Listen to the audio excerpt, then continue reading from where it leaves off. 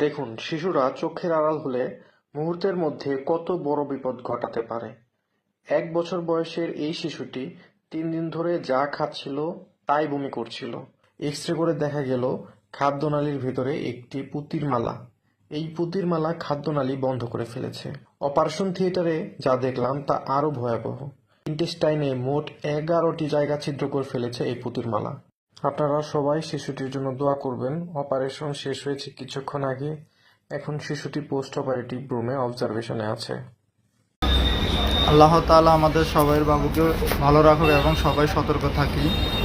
এই ধরনের বিপদ থেকে আমরা অবশ্যই নিজেরা চেষ্টা করতে হবে, আল্লাহর কাছে ফরিয়াদ করতে হবে এরকম যেন বিপদটা না আসে। আর সবার বাবু সুস্থ থাকুক এটা সবাই চায়, কিন্তু আসলে আমরা অনেক সময় কিছু নেগলিজেন্সি করি, জিদ দেখালে হাতে রেখে দিই, হাত থেকে নিতে চাই না। এটা অবশ্যই আপনি নিয়ে নেবেন। ও কান্না করুক আর যাই